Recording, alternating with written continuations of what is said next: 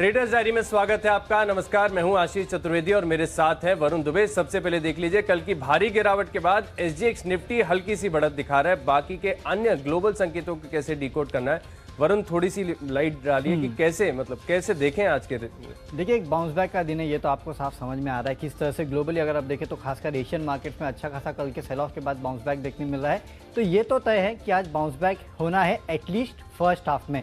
First half में मैं इसके लिए कह रहा हूँ क्योंकि यूरोप की जो चिंताएं हैं वो अभी भी खत्म नहीं हुई है, ये आपको समझना है। वहाँ पे जो कोरोना के केसेस है लगातार बढ़ते जा रहे हैं। इनफैक्ट फ्रांस में तो अब रिकॉर्ड नंबर पे केसेस आ चुके हैं, इस तरह की हालत है। और शनिवार से काफ़ी जगहों पे वहाँ पे लॉकडाउन लगने जा रहा है। तो ये दिक्कतें हैं, ये इतना तो आपको समझना होगा। और खासकर यूरोपियन कंट्रीज़ में दिक्कतें जो है वो काफ़ी हद तक एस्केलेट होते हुए नज़र आ रही है। और इसके लिए आपको आज दो तरह का ट्रेड लेना है, एक फर्स्ट हाफ के पहले, एक फर्स्ट हाफ के बाद। अब फर्स्ट हाफ के बाद क्यों? क्योंकि फर्स्ट हाफ के बाद यूरोपियन मार्केट खुलेंगे। फिर से अगर वहाँ प्रेशर आया, फिर से अगर कोई बयानबाजी हुई तो फिर से आपको तगड़ा सेल ऑफ देखने मिल जाएगा। और अभी आप देखिए यूएस के मार्केट्स में क्या हुआ। यूएस के मार्केट्स गिरे, लेकिन वहाँ पे फिर से वो जो स्टिमुलस का होप है वो अभी तक ख़त्म नहीं हो रहा। डोनाल्ड ट्रंप आ जाते हैं, कहीं से बयान दे देते हैं कि मैं दे दूंगा स्टिमुलस, उसके बाद मार्केट फिर चल जाते हैं। और यही कल हुआ। निचले स्तर से देखिए आप, अच्छे खासे रिकवरी दी है मार्केट ने। एक समय तक कि काफ़ी गिरावट डाउन में देखने मिली थी, उसके बाद देखिए अब महज ऑलमोस्ट फ्लैट जाके बंद हुआ है। तो इसके बीच में आपको ट्रेड करना है। तो आपके लिए सेकेंड हाफ और फर्स्ट हाफ दोनों अलग तरीके का होगा, ये आपको ध्यान रखना है। यूरोपियन मार्केट पे नजर रखिए, उनके खुलने के बाद वहाँ से किस तरह के संकेत मिलते हैं ना, इसके ऊपर डिपेंड करेगा। लेकिन आशीष सही बताऊँ, अगर आज मैं ट्रेडर होता हूँ तो मैं ट्रेड ही नहीं करता। क्यों? देखिए, एक तो पता नहीं है कि होना क्या है, यूरोप में क्या होना है। कल को यूरोप का इम्पैक्ट अगर यूएस या बाकी देशों में हुआ तो उसका क्या असर होगा। वीकेंड है, सबसे बड़ा प्रॉब्लम ये है। फ्राइडे के पहले मैं ऐसी पोजीशन लेके क्यों जाऊँ जहाँ पे मुझे दिक्कत हो। दूसरी बात ये है, फेस्टिवल सीजन शुरू हो रहा है यार, कल से नवरात्रि है। टेंशन लेके नवरात्रि सेलिब्रेट क्या करना, एक दिन ट्रेड नहीं करेंगे क्या जाएगा। उससे तो मंडे को आएंगे, ट्रेड करेंगे और क्लैरिटी आ जाएगी। तो अपना फेस्टिवल एंजॉय कीजिए जैसे भी है, सोशल डिस्टेंसिंग के साथ और घर बैठ के। लेकिन हाँ, ट्रेड करना आज ज़्यादा खास मज़ा आएगा नहीं। और अगर लेना ही है तो by local cell global, simple. तो चलिए इसी के साथ शुरुआत करते हैं। तो कुछ खबरें आई है, उस पर भी ले सकते हैं स्टॉक्स को, क्योंकि खबरों के चलते काफ़ी सारे स्टॉक्स ऐसे हैं जिनमें आपको रिएक्शन देखने मिलेगा, तो वहाँ पे आप बेट कर सकते हैं। तो ऐसे ही एक स्टॉक जो है खबरों के चलते मैंने लिया है, वो है कैश का स्टॉक, और वो है नवीन फ्लोराइन। देखिए, दरअसल घरेलू जो एसी इंडस्ट्री है ना, उसको तूल देने के लिए सरकार अब लगातार कदम उठा रही है। और यहाँ पे घरेलू इंडस्ट्री को बढ़ावा देने के लिए सरकार ने जो रेफ्रिजरेंट वाले जो एयर कंडीशनर है उनके ऊपर इंपोर्ट ड्यूटी लगा दी है।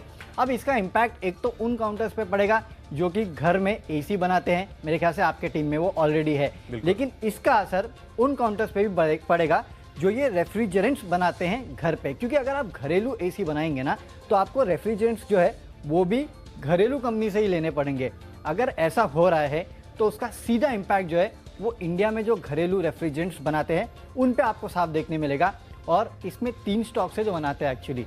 एक तो बता देता हूँ आपको, नवीन फ्लोराइन है जो कि बनाता है, तो इसको इसका डायरेक्ट फ़ायदा मिलेगा। इसके लिए यहाँ पे आप खरीदारी करके चल सकते हैं। वैसे भी देखिए 2000 के लेवल के आसपास ट्रेड कर रहा है, मुझे लगता नहीं आज दिन के दौरान इसको किसी भी हाल में ये ब्रेक करेगा।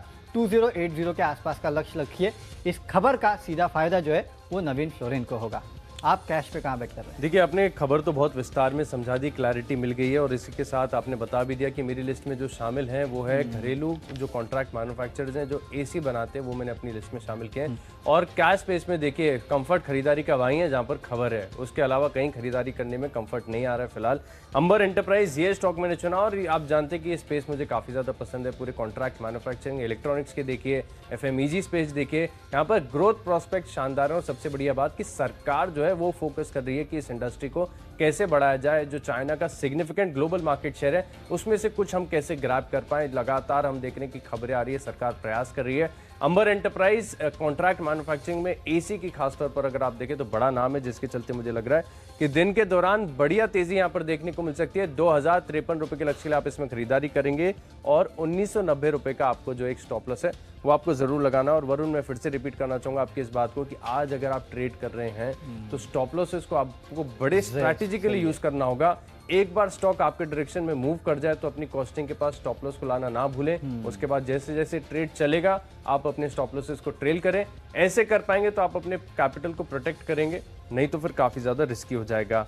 चलिए बिकवाली वाला ट्रेड में बताता हूँ सबसे पहले। और बैंकिंग एंड फाइनेंशियल, ये एक स्पेस ऐसी है जो आपको भरपूर मौके देती है। बाजार में तेजी होती है तो आप यहाँ पर खरीदारी करिए, आप बाजार का जो एक बीट कर पाएंगे, यहाँ पर ज़्यादा बीटा होता है यहाँ पर। और जैसे कि आप देख रहे हैं कि कल के सत्र में भारी गिरावट हुई थी, तो मुझे लग रहा है कि फर्दर एक डाउनसाइड देखने को मिल सकती है।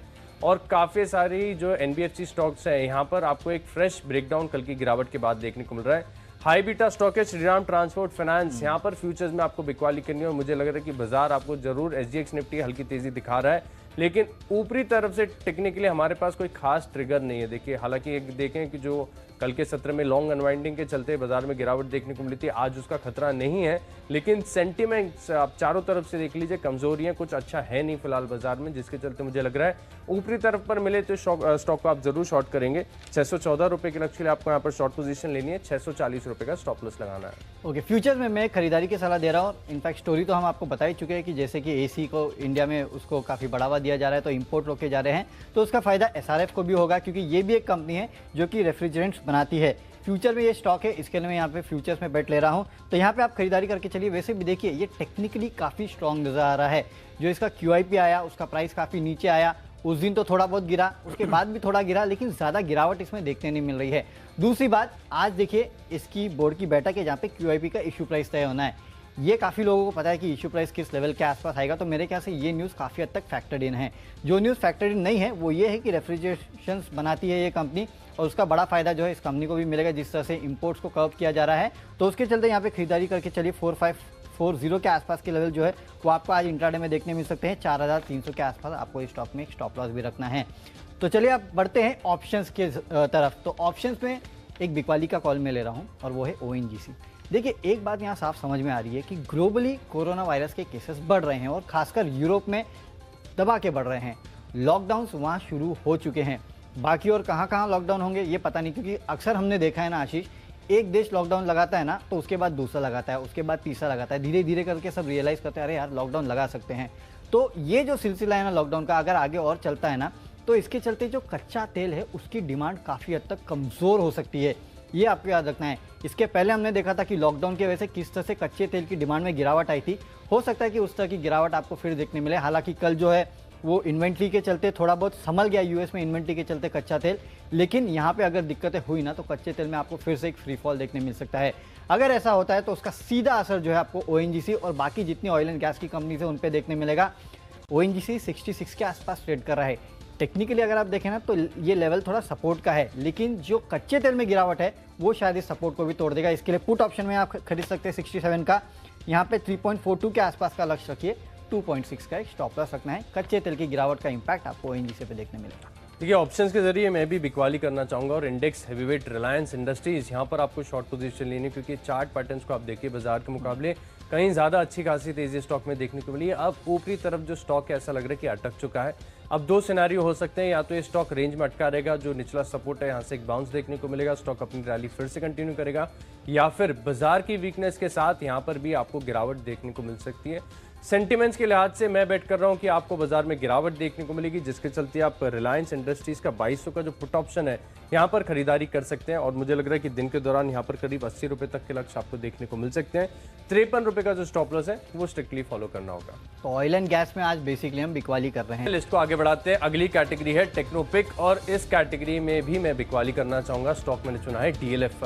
उन चार्ट पैटर्न्स को आप ध्यान से देखेंगे तो आपको नजर आएगा कि स्टॉक जो है एक रेंज में फंसा हुआ था। स्टॉक पे लोग हालांकि काफ़ी ज़्यादा बेट कर रहे थे कि ऊपरी तरफ ब्रेकआउट देगा, लेकिन ऐसा हुआ नहीं। स्टॉक में ज़्यादा तेज़ी देखने को मिली। पिछले एक हफ्ते हमने देखा था कि रियल एस्टेट को लेकर कुछ खबरें भी आई थी, लेकिन इसका भी कुछ खास असर स्टॉक में देखने को नहीं मिला। DLF मुझे लग रहा है कि एक फ्रेश वीकनेस के लिए तैयार हो रहा है, जिसके चलते आप यहाँ पर शॉर्ट पोजीशन ले सकते हैं। बिकवाली करनी 152 रुपये के लक्ष्य के लिए और केवल 157 रुपये का आपको स्टॉप लॉस लगाना है। हो सकता है कि यहाँ पर ना कि सिर्फ इंट्राडे, अगले हफ्ते भी आप देखें यहाँ पर गिरावट देखने को मिल सकती है। चलिए ठीक है, तो टेक्निकली आपको वीक लगता है DLF, लेकिन टेक्निकली मुझे एक स्ट्रॉन्ग काउंटर लगता है और वो है टाटा मेटालिक्स का। देखिए कल गिरावट हुई मार्केट में, टाटा समूह के जितने स्टॉक्स थे उनमें आपको अच्छा खासा प्रेशर देखने मिला, लेकिन टाटा मेटालिक्स कल भी 3-4% ऊपर था। और अगर आप टेक्निकली देखें ना तो पिछले कुछ दिनों में एक अच्छा सपोर्ट लेके इस काउंटर में बेहतरीन अपमूव देखने मिला है। अभी ऐसा क्यों हो रहा है? क्योंकि इस कंपनी के नतीजे आने वाले हैं और 19 तारीख यानी कि सोमवार को इस कंपनी के नतीजे हैं। और अभी तक आपने देखा टाटा समूह की जितनी कंपनीज, खासकर ये मेटल स्पेस की कंपनीज है ना, इनमें जिस तरह का अपमूव देखने मिला है नतीजों के बाद, वो आपको साफ दर्शा रहा है कि कहीं ना कहीं टाटा मेटालिक्स में भी उसी तरह का अपमूव आपको देखने मिलेगा। इसके पहले कि मंडे को नतीजे आए और आप ट्यूसडे को खरीदिए, आज ही टेक्निकल पैटर्न वैसे भी अच्छा लग रहा है और अच्छे खासे वॉल्यूम के साथ यहाँ खरीदारी हो रही है। मेरे ख्याल से आपको यहाँ खरीद के चलना चाहिए। इंट्राडे में आपको 545 के आसपास के लक्ष्य देखने ज़रूर मिल सकते हैं। 520 का एक स्ट्रिक्ट स्टॉप लॉस रखिए। लेकिन आशीष, आप तो इस स्पेस को भी ट्रैक करते हैं। स्पेस को भी ट्रैक करता हूँ। इनफैक्ट मैं सुबह इसके चार्ट भी देख रहा था। वरुण, आपने बेहतरीन स्टॉक आज के लिए चुना है। देखिए, मैं 2-3 चीज़ कहना चाहूँगा टाटा मेटालिक्स के बारे में। पहले तो 2 सत्रों में देखिए बाजार में इतनी वॉलेटिलिटी है, फिर भी अच्छी वॉल्यूम्स के साथ स्टॉक में खरीदारी देखने को मिली है। दूसरी बात यह है कि अच्छी गिरावट के बाद अब जो स्ट्रक्चर बना है वो रिवर्सल इंडिकेट कर रहा है, और अगर आज बाजार में तेजी होती है तो एक short term falling trend line के ऊपर ब्रेकआउट देखने को मिलेगा। यानी अगर आप देखें तो ऑड्स बिल्कुल टाटा मेटालिक्स में तेजी के फेवर में, और मुझे लग रहा है कि दिन के दौरान मेरा पूरा आपके साथ कन्विक्शन बना हुआ है, तेजी यहाँ पर आएगी। मतलब गलती से मेरे टीम में आ गया, वैसे आपके टीम में रहना चाहिए था ये, राइट? चलिए ठीक है, तो टेक्निकल स्टॉक तो हमने आपको बता दिया विद कन्विक्शन ऑफ बोथ। लेकिन अब चलते हैं फंडा स्टॉक की तरफ। और फंडामेंटली मुझे जो पसंद है, देखिए मैं आपको एक बात कह रहा हूँ कि बाय लोकल सेल ग्लोबल। तो घरेलू इंडस्ट्री पे आपको सबसे ज़्यादा फोकस करना है।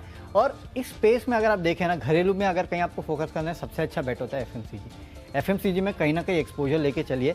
आपको जो स्टॉक पसंद है वो स्टॉक आप ले लीजिए। मैं आपको ये नहीं कह रहा कि जो स्टॉक मैं बता रहा हूँ वही लीजिए, लेकिन एफएमसीजी को खरीद लीजिए। और इसमें जो स्टॉक मुझे पसंद है वो है डाबर। देखिए, वैसे तो मुझे लॉन्ग टर्म के लिए भी स्टॉक बहुत पसंद है, लेकिन पिछले कुछ दिनों के करेक्शन के बाद अब इस काउंटर का जो लेवल है वो काफ़ी अच्छा हो चुका है।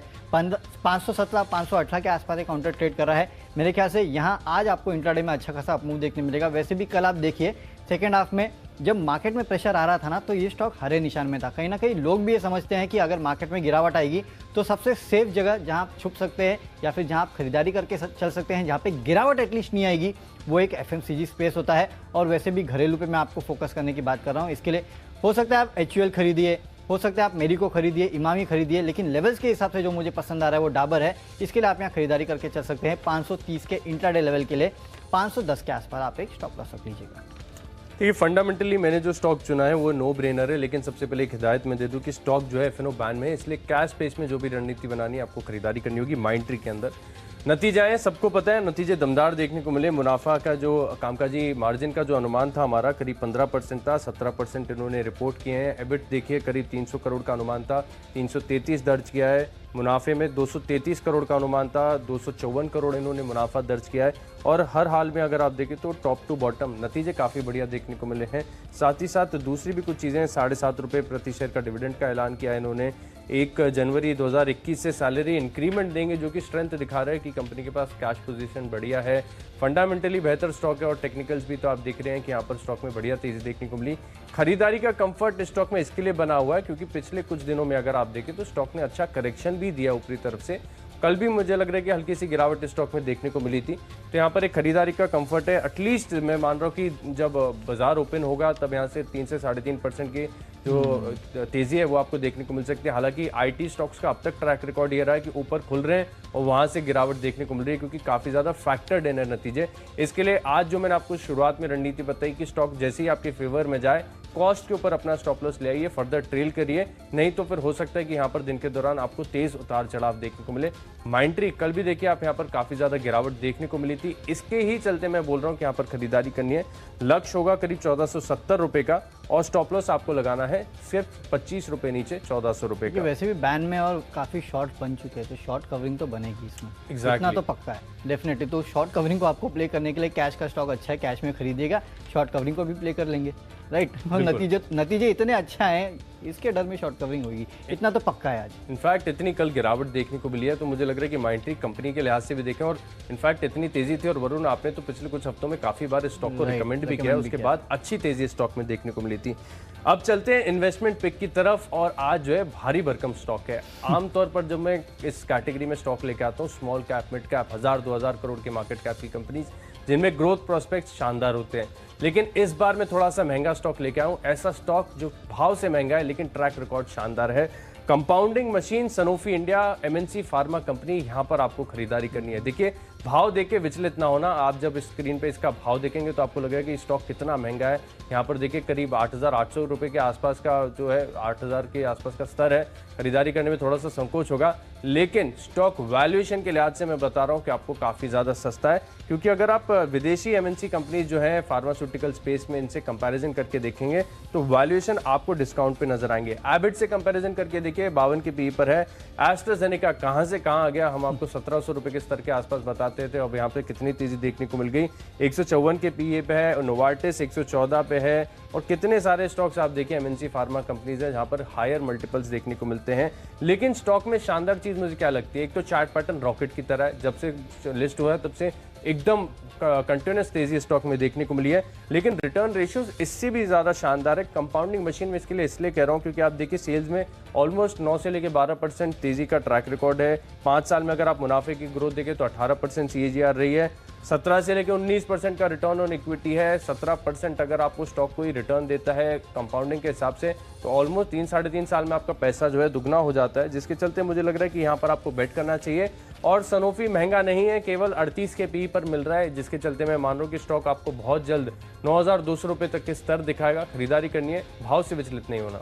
चलिए ठीक है, तो आपने एक महंगा स्टॉक बताया इन्वेस्टमेंट के लिए, आपसे ज़्यादा महंगा स्टॉक मैं बताता हूँ। वैसे ज़्यादा महंगा नहीं है, 200-300 रुपये महंगा है, लेकिन महंगा है, और वो है डिक्सन टेक्नोलॉजीज, जहाँ पे आप खरीदारी करके चल सकते हैं। देखिए सबसे अच्छी बात यह कि 9,000 के नीचे आ चुका है, इससे अच्छा और क्या होगा। और यहाँ पिछले कुछ दिनों में अगर आप देखें तो टारगेट्स निकल के आते हैं इसके 10,000, 12,500 के आसपास के लेवल्स भी लोगों ने सुझाए हैं, तो ये एक बहुत अच्छी बात है।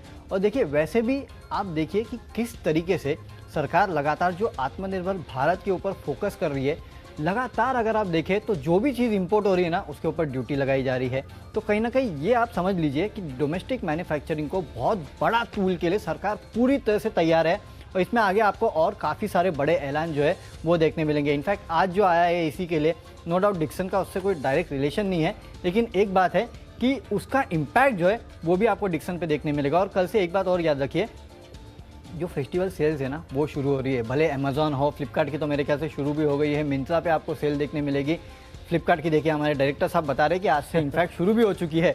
तो आपको धीरे धीरे ये भी सुनने मिलेगा कि किस तरह से कितने टीवी बेचे, कितने फ्रिज बेचे, कितने इलेक्ट्रॉनिक आइटम बेचे हैं, तो उसका इम्पैक्ट भी जो है आपको डिक्सन पे देखने मिलेगा। इनफैक्ट आशीष आप ही मुझे खबर बता रहे थे कि एमआई के कितने 5,50,000 फरवरी 2018 से अब तक देखें 50 लाख टीवी सेट भारत में बेच चुके हैं। अब बताइए 50 लाख लॉकडाउन में आपने बेच दिया है, तो अब जब इकोनॉमी खुलेगी और इस तरह की सेल लगेगी और जब फेस्टिवल सीजन आपके सामने खड़ा है तो किस तरह की सेल आपको देखने मिलेगी। इसके लिए हम लगातार आपको कह रहे हैं कि एक तो ये ऑनलाइन वाली कंपनीज यहाँ पे आप बैट कीजिएगा, दूसरी डिक्सन जैसी कंपनी जो है उस पर आपको बैट करना चाहिए। एक तो लेवल्स अच्छे हैं, इसके अलावा अगर आप देखें तो फेस्टिवल सीजन शुरू होने वाला है तो उसका मूड जो है उसका भी फायदा मिलेगा, और लगातार हम आत्मनिर्भर भारत के तहत इंपोर्ट ड्यूटीज लगाते जा रहे हैं। तो मेरे ख्याल से आपको 4 से 6 महीने में आराम से 10,000 के लेवल ये काउंटर दिखा सकता है। इनफैक्ट अगर आप जेफरीज की रिपोर्ट थी, मेरे ख्याल से जेफरीज का माने तो 12,500 के आसपास का लेवल जो है उसके लिए काउंटर तैयार होते हुए नजर आ रहा है। इन्वेस्टमेंट के लिए अच्छा है, लेवल अच्छे हैं, खरीद लीजिए, यहाँ पे पैसे जरूर बनेंगे। अब खबरों के चलते और एक रेफ्रिजरेंट वाला स्टॉक मैंने लिया है और वो है गुजरात फ्लोरो, क्योंकि ये भी एक कंपनी है जो कि घरेलू रेफ्रिजरेंट बनाती है, और क्योंकि जो बाहर से रेफ्रिजरेंट वाले एसीज थे उनके ऊपर इंपोर्ट ड्यूटी लगा दी है, तो जाहिर सी बात है आपको घरेलू रेफ्रिजरेंट यूज़ करने हैं, जो उनके कंपाउंड्स है उसको यूज़ करना है, और ये कंपनी उसको बनाती है, तो उसका फायदा जो है इस कंपनी को मिलता हुआ दिखाई देगा। इंट्राडे में एक अच्छा खासा अपमूव जो है ये काउंटर दिखा सकता है। 490 के लेवल के लिए आप यहाँ पे ट्रेड कीजिएगा, 465 का एक स्टॉप लॉस आपको रखना है। चलिए खबरों के लिहाज से मैंने चुना है वोल्टास और खबर हम आपको काफ़ी बार बता चुके हैं कि जैसे कि सरकार ने प्रतिबंध लगाया एसी के इंपोर्ट पर, इसका एक असर देखने को मिलेगा। और आज खास बात देखिए कि आज कंज्यूमर इलेक्ट्रिकल स्पेस से काफ़ी ज़्यादा स्टॉक आ गया हमारी लिस्ट में। अंबर एंटरप्राइज आ चुका है, डिक्सन टेक है, वोल्टास है, आप हैवेल्स की भी बात कर रहे थे सुबह की, वो भी स्टॉक आपको लॉयड है ना उसमें, इसके लिए वो आपका जो FMEG स्पेस है ना उसको पूरा ले लिया हमने। और वैसे भी देखिए त्यौहार शुरू हो रहे हैं, मैं आपको वही बार बार बता रहा हूँ कि त्यौहार शुरू हो रहा है, उसके पहले ले लीजिए इन स्टॉक्स को। एग्जैक्टली तो मुझे लग रहा है कि मोमेंटम अब जो है पूरे इस स्पेस के फेवर में जाते हुए दिख रहा है। उस खबर का भी असर आपको देखने को मिलेगा वोल्टास में। घरेलू बाजार में देखें तो एसी में सबसे ज्यादा मार्केट शेयर है, इसका एक सेंटिमेंटल इंपैक्ट को आप रूल आउट नहीं कर सकते हैं। 685 रुपए के लक्ष्य के लिए आप स्टॉक में खरीदारी करेंगे। 665 का जो स्टॉप लॉस है बहुत ही स्ट्रिक्टली आपको फॉलो करना होगा। आखिरी कैटेगरी है माय चॉइस, जिसमें हमें मिलती है फ्रीडम, हम कोई भी स्टॉक कैसे भी शामिल कर सकते हैं। और पहला स्टॉक है बैंकिंग स्टॉक है कोटक महिंद्रा बैंक। कल स्टॉक में मैंने आपको खरीदारी दी थी और लेकिन थोड़ी शुरुआती तेजी के बाद स्टॉक में गिरावट देखने को मिली। अब फर्दर मुझे लग रहा है कि यहाँ पर वीकनेस देखने को मिल सकती है, क्योंकि मेरा मानना है कि बाजार ऊपरी तरफ से टिक नहीं पाएगा, जिसके चलते कोटक महिंद्रा बैंक में आपको बिकवाली करनी है, लेकिन ज्यादा गिरावट की यहाँ पर एक्सपेक्टेशन ना रखेगा। 1285 रुपए के लक्ष्य के लिए आप इसमें बिकवाली करेंगे और केवल 1325 रुपए का आपको स्टॉप लॉस लगाना है। HPCL ये एक स्टॉक खास है और सरकारी स्टॉक मेरे रडार पर आ रहे हैं और इतना निराश कर दिया इन स्टॉक्स ने। और HPCL में अगर आप चार्ट पैटर्न देखेंगे तो फिलहाल आपको एक पाताल पैटर्न बनाएगा, यानी ये स्टॉक इतनी गिरावट यहाँ पर देखने को मिली है कि लगातार पाताल में धंसते जा रहे हैं, इतना यहाँ पर ब्रेकडाउन है। ONGC पर हम लगातार बात कर रहे हैं। पाताल पैटर्न होता है क्या कि पाताल लोक में जा रहा है क्या ये लगातार? बिल्कुल, आप देखिए ना कितने स्टॉक ONGC है, NTPC है, कोल इंडिया है, रुक ही नहीं रहे। नया पैटर्न निकाला है आपने, पाताल पैटर्न। चलिए ठीक है, अच्छा है। लेकिन यहाँ पे देखिए बिल्कुल फेवर में नहीं नजर आ रहे हैं जो सेंटिमेंट्स, और मुझे लग रहा है कि जैसे कि मैं कह रहा हूँ पाताल लोक में बिल्कुल डाइव मारने के लिए तैयार है स्टॉक। बिकवाली करिएगा यहाँ पर 160 रुपए के लक्ष्य के लिए और 166 का जो स्टॉप लॉस है वो लगाना है। कैश पेस से आखिरी स्टॉक है मेरी लिस्ट में क्वेस्ट कॉर्प, यहाँ पर आपको खरीदारी करनी है। कल की बाजार में भारी गिरावट के बाद भी स्टॉक को अगर आप देखें तो अच्छे वॉल्यूम्स के साथ स्टॉक के अंदर खरीदारी देखने को मिली थी और पूरी स्पेस जो है ना, क्वेस्ट कॉर्प है, रिक्रूटमेंट है, ये सब यहाँ पर काफ़ी ज़्यादा ये कि बस देखने को मिल रहा है। मुझे लग रहा है कि क्वेस्ट कॉर्प में भी आपको दिन के दौरान तेजी देखने को मिल सकती है। चार्ट पैटर्न सजेस्ट कर रहे हैं कि यहाँ पर एक डिसेंट आपको 5 से 6 रुपए तक की अपसाइड देखने को मिल सकती है। 416 रुपए के लक्ष्य आप इसमें खरीदारी करेंगे और केवल 5 रुपए नीचे 404 रुपए का जो स्टॉप लॉस है स्ट्रिक्टली फॉलो करना। ओके, माय चॉइस में पहला काउंटर मेरा जो है वो है ACC का। वैसे भी सीमेंट स्टॉक्स जो है उनमें बेहतरीन मोमेंटम देखने मिल रहा है। अगर कल की गिरावट नहीं आती तो शायद ये मोमेंटम कंटिन्यू होता। और ACC का तो 19 तारीख को नतीजे भी है और नतीजों के पहले अगर आप देखें तो एक बेहतरीन अप ट्रेंड में था ये काउंटर।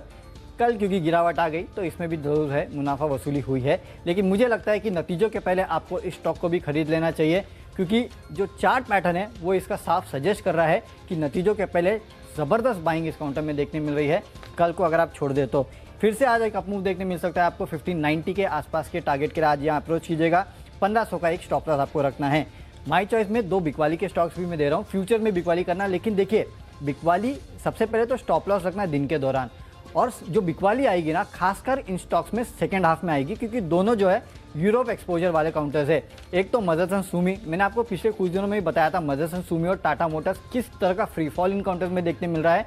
मेरे ख्याल से खासकर मदरसन सुमी में तो जो फ्री फॉल है वो कंटिन्यू होगा, क्योंकि सबसे बड़ा एक्सपोजर अगर इनका कहीं पे है तो वो यूरोप में है। और यूरोप में आप देखिए किस तरह से लॉकडाउन लग रहे हैं। जब इस तरह की गिरावट आती है ना तो कोई टेक्निकल सपोर्ट आपको कोई काम आता नहीं है, और वही मदरसन सुमी में देखने मिल रहा है। मेरे ख्याल से इंट्राडे में 102 के आसपास के लेवल देखने मिल सकते हैं, लेकिन स्टॉप लॉस रखना 107 का। अगर खुलते से 107 के ऊपर गया ना तो रुक जाना, और ये जो ट्रेड है वो सेकंड हाफ में लेना जब यूरोप खुलेगा। और ऐसे बालकृष्ण इंडस्ट्रीज भी है, फ्यूचर में बेच के चलिए 1330 के लक्ष्य के लिए 1380 के आसपास का स्टॉप लॉस रखिए। दोनों स्टॉप लॉस जो है मैं आपको फर्स्ट हाफ के लिए दे रहा हूँ। फर्स्ट हाफ में रुकिए, देखिए क्या ये काउंटर इनके ऊपर निकल जाते हैं तो बैठ जाइए, कुछ मत कीजिएगा। सेकंड हाफ में इनमें पोजीशन लेना तो आपका ज़्यादा फायदा होगा, क्योंकि अनुमान यही लगा जा रहा है कि आज भी यूरोप जो है वो कमज़ोर ही खुलने वाला है। चलिए 10 स्टॉक्स की सूची जो है वो पूरी हो चुकी है, लेकिन एक बार हमारी जो पूरी टीम है उसके ऊपर नज़र डाल लेते हैं कि कौन से स्टॉक्स हमने चुने हैं। तो सबसे पहले कैश में जहाँ आपको खरीदारी करके चलनी है वो है नवीन फ्लोरिन, क्योंकि AC रेफ्रिजरेंट वाले AC जो है उनके ऊपर इंपोर्ट बैन लगाया गया है, तो जो रेफ्रिजरेंट्स बनाते हैं उनको भी फायदा होगा। इसके चलते नवीन फ्लोरिन खरीदिए 2080 के लक्ष्य के लिए। SRF में भी इसका इंपैक्ट होगा, तो फ्यूचर्स में यहाँ खरीदिए 4540 के लक्ष्य के लिए। जैसे लॉकडाउन लग रहे हैं तो कच्चे तेल पे इसका इंपैक्ट हो रहा है और डिमांड को लेके कंसर्न्स है। इसके लिए ONGC जो है यहाँ आप मंदी की पोजीशन ले सकते हैं। 67 का जो पुट ऑप्शन है वो खरीदिए 3.4 के लक्ष्य के लिए। टाटा मेटालिक्स टेक्निकली अच्छा लगता है, 19 तारीख को नतीजे भी आने वाले हैं, उसके पहले खरीद के चल सकते हैं 545 के लक्ष्य के लिए। फंडामेंटली डाबर अच्छा लगता है। FMCG स्पेस जो है काफ़ी हरकत में रहने वाली है, 530 के लक्ष्य के लिए इसको इंट्राडे में खरीदिए। निवेश के लिहाज से डिक्सन टेक काफ़ी पसंद आता है। गिरावट के बाद लेवल्स भी काफ़ी अच्छे हो चुके हैं, तो मेरे ख्याल से आपको 4 से 5 महीने में 10,000 के आसपास के लेवल इस काउंटर में देखने मिलेंगे। खबरों के चलते गुजरात फ्लोरो में खरीदारी करके चलिए 490 के लक्ष्य के लिए। ACC टेक्निकली अच्छा लगता है। इसके अलावा 19 तारीख को इस कंपनी के भी नतीजे हैं, उसके पहले आप एक खरीदारी की पोजीशन बना सकते हैं 1590 के लक्ष्य के लिए यहाँ खरीद के चलिए। लास्ट में बिकवाली 2 है, मदरसन सुमी और बालकृष्ण इंडस्ट्रीज। यूरोपियन एक्सपोजर वाली ये कंपनी है, तो मदरसन सुमी में और बालकृष्ण इंडस्ट्रीज के फ्यूचर बेच के चलिए। यहाँ आपको आज कुछ ना कुछ दबाव देखने मिल सकता है। जो मेरा बेस्ट पिक है वो SRF है। क्यों? क्योंकि जो इंपोर्ट पे जो बढ़ाया गया है, इंपोर्ट ड्यूटी बढ़ाई गई है एसी रेफ्रिजरेंट्स पे, उसका इम्पैक्ट जो है जो रेफ्रिजरेंट्स बनाने वाली कंपनीज है उन पे भी आपको देखने मिलेगा। इसके लिए मुझे लगता है एसआरएफ काफ़ी अच्छा बेट है और वैसे भी काफ़ी अच्छे अपमूव में है, तो यहाँ पे खरीदारी करके आप चल सकते हैं। तो चलिए कैश का स्टॉक मैंने चुना अंबर एंटरप्राइज। यहाँ पर रेफ्रिजरेंट्स वाले एसी पर जो इंपोर्ट प्रतिबंध लगा है इसका असर देखने को मिलेगा। श्रीराम ट्रांसपोर्ट फाइनेंस में आपको बिकवाली करनी है। रिलायंस इंडस्ट्रीज में आपको ब्रेकडाउन देखने को मिल सकता है, 2200 रुपए के पुट ऑप्शन में खरीदारी करेंगे। डीएलएफ में भी आप स्ट्रक्चरल वीकनेस देख सकते हैं, 152 रुपए का लक्ष्य होगा, बिकवाली करनी है। माइंट्री के नतीजे अनुमान से बेहतर देखने को मिलते हैं, इसका एक असर देखने को मिलेगा। और निवेश के लिहाज से बेहतरीन कंपनी है सनोफी इंडिया, भाव से महंगी लेकिन वैल्यूएशन सस्ते हैं। कंटिन्यूअस कंपाउंडिंग मशीन है, 1 साल का समय देना है, बेहतरीन रिटर्न यहां पर देखने को मिल सकते हैं। खबरों का असर देखने को मिलेगा वोल्टास में। कोटक महिंद्रा बैंक में आप देखिए वीकनेस साफ नजर आ रही है, 1285 रुपए के लक्ष्य के लिए आप खरीदारी करेंगे। और एचपीसीएल में पाताल पैटर्न बना हुआ है, लगातार वीकनेस स्टॉक में देखने को मिल रही है, 160 रुपए का लक्ष्य होगा, बिकवाली करनी है। क्वेस्ट कॉप में कल अच्छे वॉल्यूम्स के साथ खरीदारी देखने को मिली थी, आज के सत्र में ब्रेकआउट की उम्मीद है, यहाँ पर खरीदारी करेंगे 416 रुपए के लक्ष्य के लिए। और इन 10 स्टॉक्स में मेरा कन्विक्शन सबसे ज्यादा है सनोफी इंडिया में, क्योंकि अन्य ग्लोबल जो फार्मा कंपनीज है इसके हिसाब से आप कंपैरेटिव वैल्यूएशन करके देखेंगे तो स्टॉक आपको सस्ता नजर आएगा। भाव से महंगा है लेकिन ट्रैक रिकॉर्ड शानदार है और स्टॉक आगे जाकर भी शानदार रिटर्न देगा।